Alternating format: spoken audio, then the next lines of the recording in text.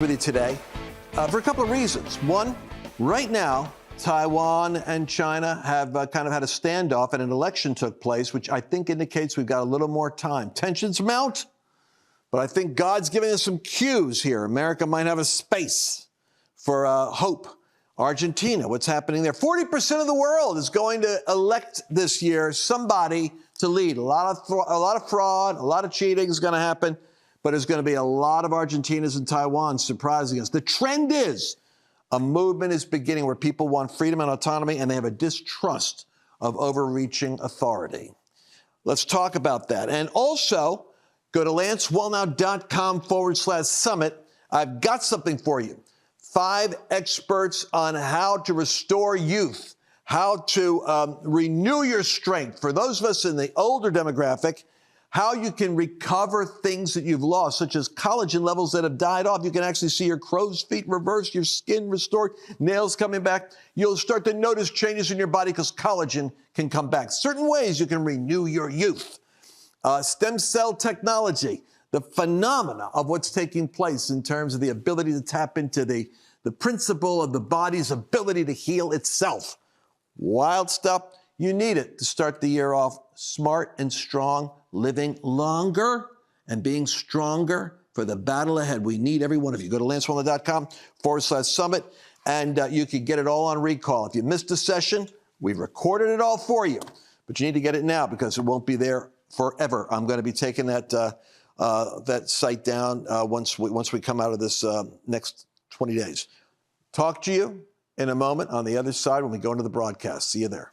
I want to cover international significance, biblical perspective on the Washington Post article, Democracy Dies in Darkness, the Washington Post says. And yeah, democracy dies also with biased journalism.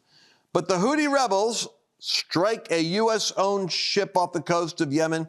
So what has happened since January 15th that you all know about is that the Houthi rebels and the civil war going on in Yemen. If you look at this, what the heck is Yemen? Who are the Houthis? You're asking a very logical question. Because what's happening now is principalities and powers and forces and nations are fighting each other through what's called proxies. We're learning a lot.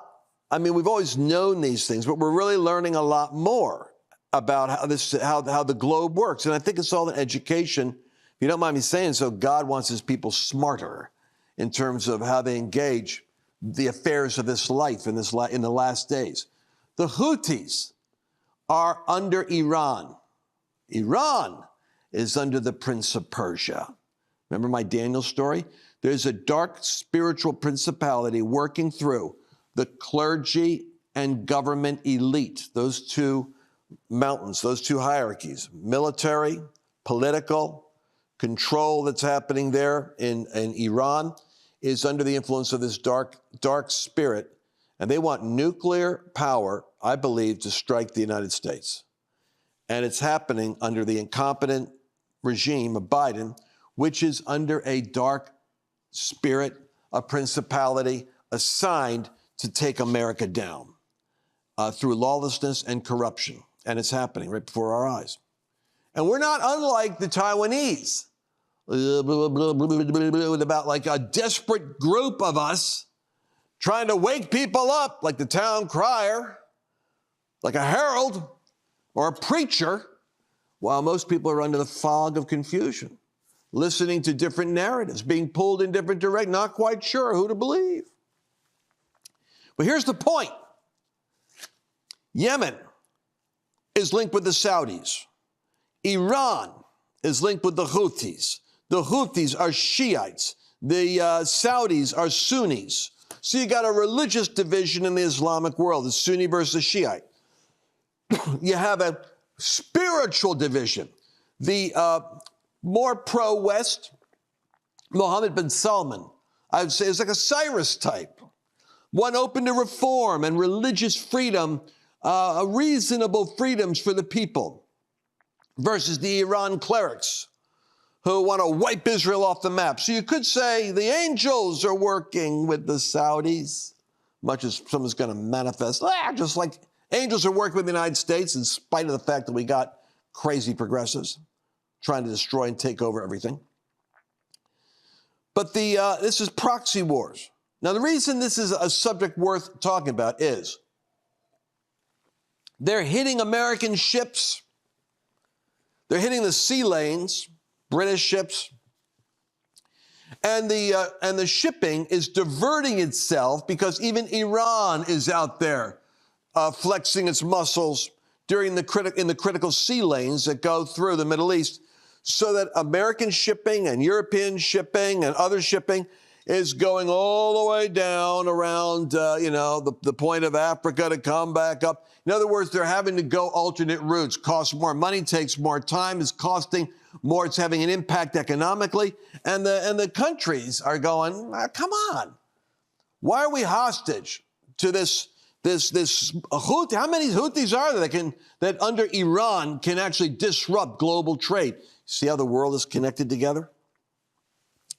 So the United States, with Lindsey Graham all excited about it, sends out 19 drones, 61 missiles, 20 jets. Bam, bam, bam, bam, bam. Take out radar, take out targets. We know where they are. Boom, boom, boom, boom, boom. This is what happens when you mess with, a sophisticated military like the United States. They're all thumping their chests because the proxy war down there means that we're now getting militarily involved one step closer to taking on Iran, which would make a lot of people in our government happy because Iran is a threat.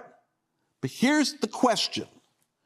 How many of you have seen your government get engaged with the border dispute happening in the United States where 15,000 unidentified, potentially dangerous foreign actors are coming over while the cartels are making money off of this?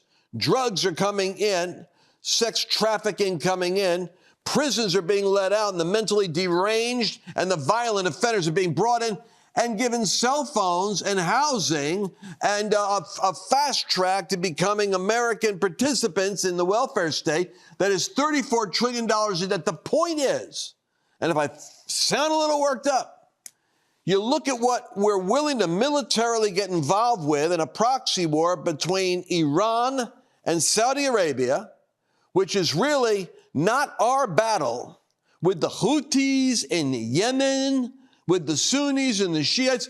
This is not requiring American military intervention. We don't have a single drone striking an underground cartel better armed than the Mexican government. We don't have a single drone dealing with the threat to our own country, but we're taking bold military action in the Middle East as though we really want to stir up an engagement with Iran while we're doing a proxy war, the United States versus Russia, which we're losing in the Ukraine. We have Israel now fighting with the pro-Hamas terrorist state in Gaza. What am I saying? It's a dangerous world. We need a wartime president that puts America's interests first, but knows how to telegraph a strong message to other global powers. Stop messing around. Trump would be playing with the Houthis. They're not a threat to us. He would be saying to Iran, if you're going to play that game and you destabilize Saudi Arabia and you destabilize the parity of trade going through the area there, the Persian Gulf, et cetera, then we are going to deal with you. But here's the point. It's a spiritual planet, and nation states have these forces at work in them, and they interact with each other, and there's news layers beyond the news. So how does one pray? Well, first of all, you should see the disconnect. Bannon sees it, Charlie Kirk sees it, you'll hear it in other speakers. Why are we obsessing on engaging in Yemen, and we don't even engage on our own border? The incongruence of that is enough to create an outrage if there only was an outrage. But our elites aren't listening to us. They don't care. So Senator Lankford is trying to find a compromise with the Democrats and say, well, maybe we'll bring in 5,000 a day and a path towards amnesty and get them working papers, those that want to work, and And meanwhile, Trump says, build the wall and go through all the crazies that got in here and send them back out. You're not obligated to bring them into your living room and kick your kid out of his school so that the school can be converted into a hotel. Oh, we'll do a vetting process. Anyone that doesn't make America great, go. Are they seeking asylum, Lance? Well, yeah, if they're seeking asylum, that's a different issue. Asylum, how many of them are seeking asylum? The Biden administration, by the way, rejects you if you're a Christian seeking asylum. Obama had it that way too. Muslim, radical, welcome. Christian, persecuted, hold on now. Let's think about that. That was Obama policy. All right. You got what I'm talking about? Now, how do you pray? People ask me that. How do you pray? Lord, I pray in the name of Jesus that you will grant to us wise rulers. Have mercy on this country. Have mercy on this country, Lord. America has much good that it can do. Let not the enemy corrupt our ability to do good and take over our influence. I pray for a righteous move of your Spirit. I pray for righteous leadership to come in. I pray for great wisdom for leaders in our country. And I pray that you'll sovereignly overrule every plot and plan of the enemy to take down your people and to suppress and destroy your people in the name of Jesus. Now, you see, just pray along those lines and you're just praying for the right kind of leadership. What does that automatically make you do? It makes you start thinking, well, who are the righteous? Who are the wise? Who are the right leaders? What is righteous and who are wise? And with 1 minute left, dare I say, the reason why America's in the conundrum of chaos that it's in is the church refuses to be a voice of moral clarity on the issues that America is wrestling with. It somehow got off on a separate path of spiritual life and next life and optimizing this life and lost its role as a voice to the conscience of the nation, as an informed, articulate voice of moral clarity. And into that vacuum, we have a whole new morality that says, well, why can't a boy be a girl? And why can't an 11-year-old be able to have their genitals mutilated and cut off if that's what they want? And why can't we take the child away from the parent if the parent interferes with that choice of that child? See, the moral insanity that has come in is because of the silence of the leadership in the pulpit. And that also will change. We'll be right back. We're entering a period of time that has increased hostility against people of faith. It's a time when Christians are going to be tested on a moral, physical, psychological, and even a financial basis. I'm here to remind you that God is the one who has blessed you thus far, and he will take care of you in the future. You have a divine responsibility, however, to see trouble and prepare yourself. For example, with record inflation eating away at the value of the U.S. dollar, the savings in your retirement account is in danger of slipping away. I recommend diversifying your 401k or IRA out of paper assets and into physical gold. And the best way to do that is with a gold IRA from Birch Gold Group.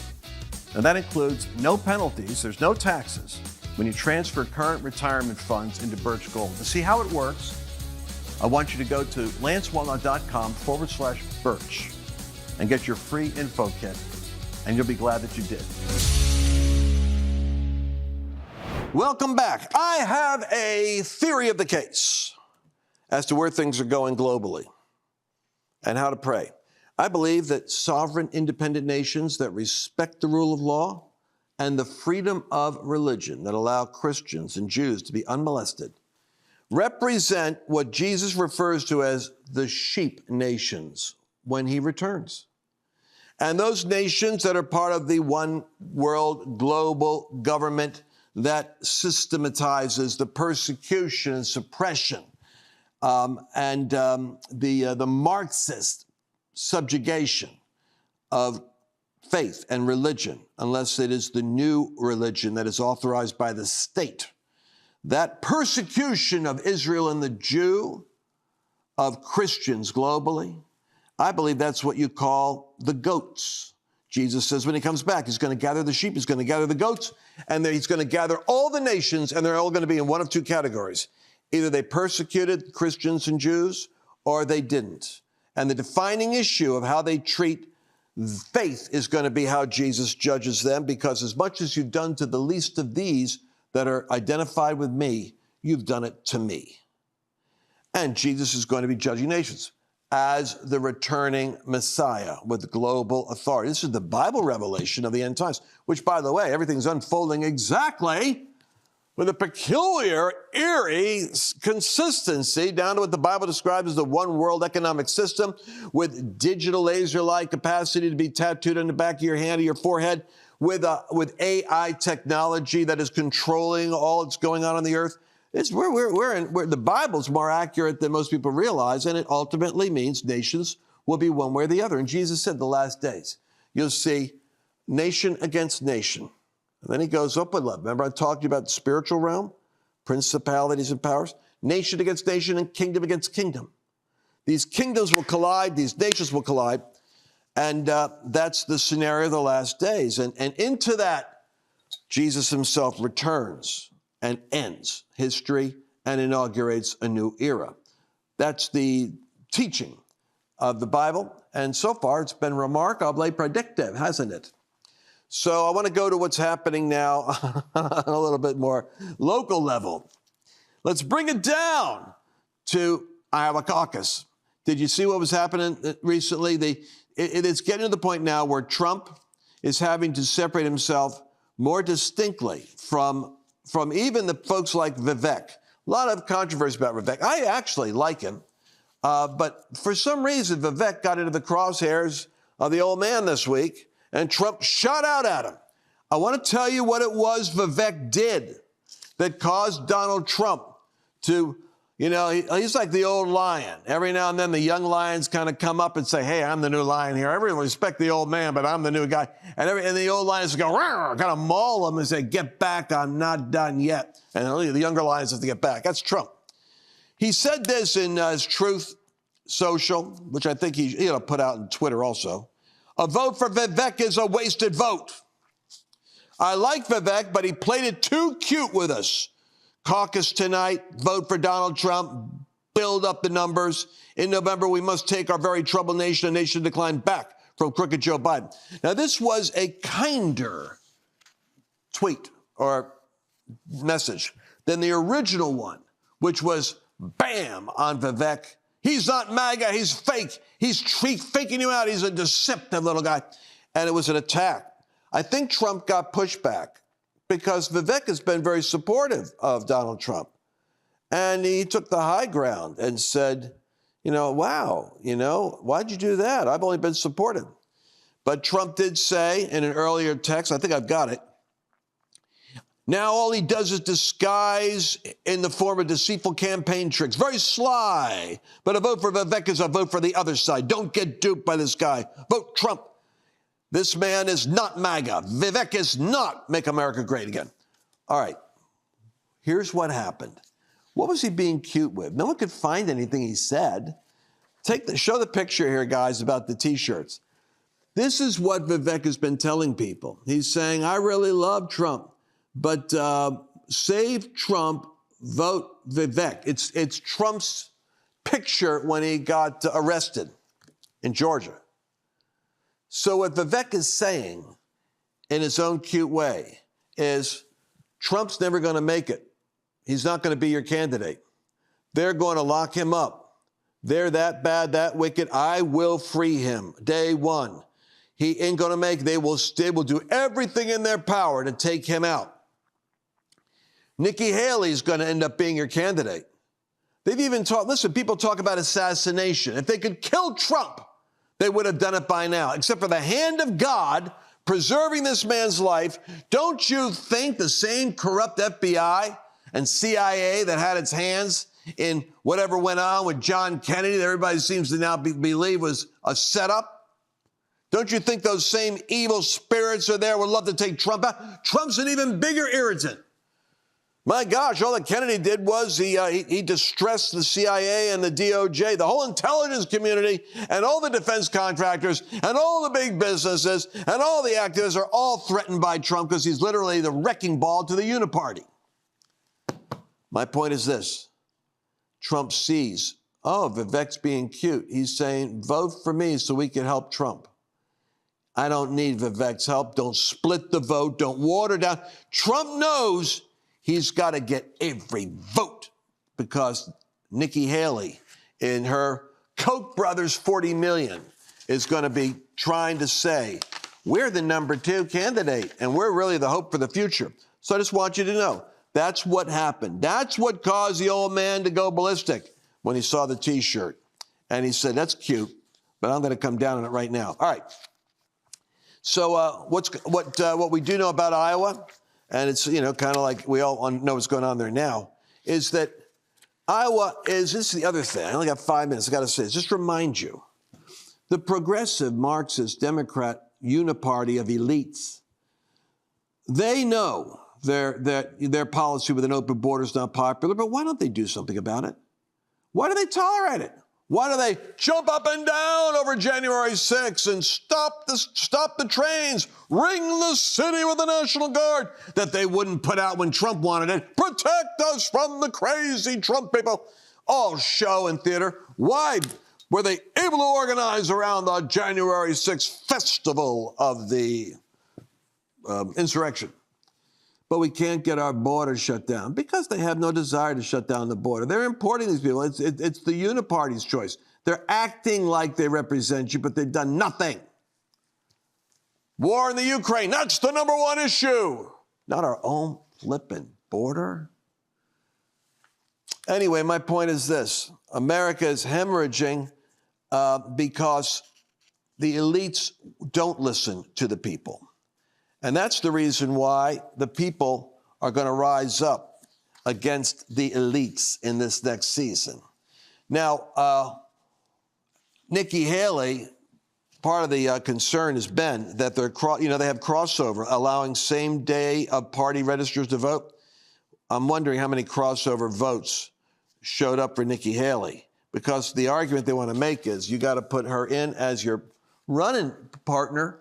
And so we have Trump and Haley, and then you can unify the party, and the never-Trumpers can hope to get rid of Trump. Kind of like there's a lot of people trying to get rid of Biden right now. Oh, by the way, I had some interesting data, but just a minute here to talk about it. I wish I could get into it, because there's an insight here. Trump leads his Republican opponents. We all know that.